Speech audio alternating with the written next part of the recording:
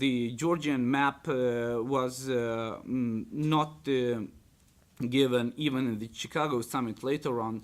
And unfortunately, despite the agreements with between Russia and France, the demand to implement the six-point ceasefire plan, not mentioning the Russian occupation, was never mentioned in Chicago summit, and is kindly, should I say, forgotten by the international community. So, however, I think there were no steps taken after the 2008, or at least no solid international deterrent on the ground in Georgia. Like the mission which is here, it only has the ground monitoring patrols, and it's not sufficient on the and efficient deterrent on the ground. So Russia is seeking within the next years, and we are evidencing it, to consolidate its geopolitical assets as much as possible in order to have the like strongest possible foundation to distract the whole region from the European and the Euro-Atlantic agenda generally. So, and as Putin pointed out a few years ago, if I take something up, I make sure I see it through and it to its logical end, or as a minimum produce the maximum possible effect. Sorry. So this asset consolidation process can become quite unstable and unpredictable, and this is what we are evidencing now. So let me briefly talk about the two aspects of our whole discussion here: political implications and perspective for resolution. So first of all, I will start with the perspectives of resolution. I don't think that the international, I'm not a strong believer in international mechanisms. We have evidence that OSCE is just a discussion club without any real decisions. Unfortunately, that's the case. And it will never be until Russia recognizes that it is a party in the conflict. So, of course, we might have some other forms trying to push Russia to stick to its international and bilateral obligations. But again, we need the political will for that. And we don't see that neither in Europe, neither in the region. So, and we need strong alliances. I mean, we could elaborate again on the Lithuanian-Polish partnership here, which have the joint understanding, I believe. But even on these issues, we don't see like a substantial cooperation. So, of course, we could increase the monitoring of the region, the presence on the ground of the monitoring missions.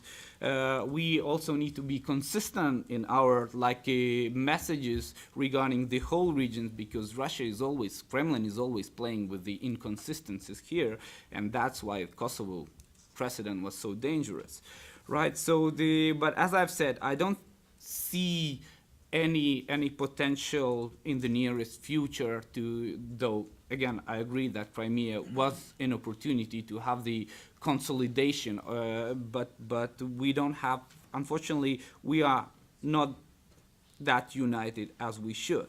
So second point, where I'm a strong believer, and I'm coming myself from the civil society, I think that civil society might be a player in the long term. So the confidence building measures, people-to-people contacts, building bridges, we need to encourage the authorities in Georgia to actually proceed with that as much possible, because only with that kind of steps we will erase the stereotypes of alleged animosity. And therefore, even the policy, when we are not recognizing the Russian passports of Abkhazians and Ossetians, it's sometimes difficult because, well, I have an example 2 years ago when we organized the conference here, like for Abkhazians, Ossetians, and Georgians. It was difficult to bring Abkhazians here to have a discussion because of this European policy and non-recognition of the Russian passports.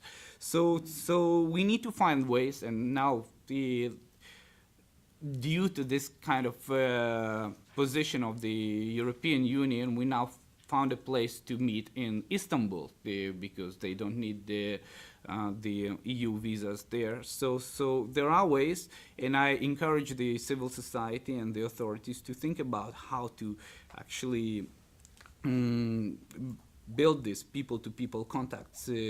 So talking about Abkhazia, I think that there's more hope in that because, even with the recent events in Crimea, I have a number of friends who are very concerned with the Russian activities in Crimea.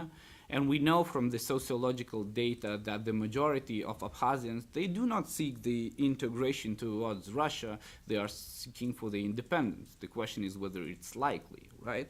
With Ossetia, it's quite difficult because there are not too many people to talk with for the first thing. And the general attitude of the Ossetian population is that it seeks integration with Russia. So unfortunately, these civil society mechanisms would be more applicable towards Abkhazia than Ossetia.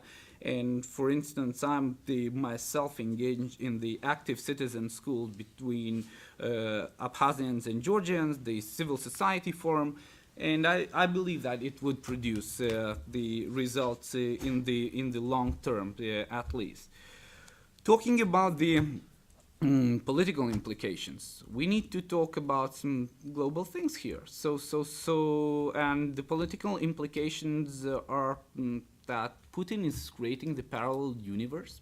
And it's denying any international obligations. It's basically mocking the international law, and even tries to attempt some copy paste institutions of Western institutions in Europe. So by undermining the international organizations, we have evidence already in Crimea that there was a speculation on the responsibility to protect principle, right? As if it was a humanitarian intervention, which is obviously such a big cynicism. And years before, Alexander Torshin also proposed to set up the independent CIS Human Rights Court. I guess some of you remember that. So sort of a similar to the thing to European Court of Human Rights. Actually, there were some notes or hints that Saakashvili should be trialed, and it was mentioned by Putin, by Medvedev, by Lavrov, most recently by Kokoity. So they have claimed that Saakashvili is a criminal who orchestrated crimes against Russian citizens and alleged peacekeepers. So again, this is an attempt to create the parallel universe, and I think we need to really consider that while talking about the frozen conflicts. There is an attempt to create new rules and norms defending the Russian-speaking population, and it serves as the window dressing designed to clothe a world that is based on mockery of the Western values. And it mostly affects, first of all, the Russian-speaking population because of the Russian media propaganda. So having said that, this is the world according to Putin. It is the world where the key decisions are never open, where trust does not exist, where words are not what they seem, and the rights of people to a free and peaceful life are served only with a lip service. So it is one dangerous man's historic vision, and that should be the biggest concern. It started with the conflict in Georgia, and we are evidencing that recently with the events in Crimea. Thank you.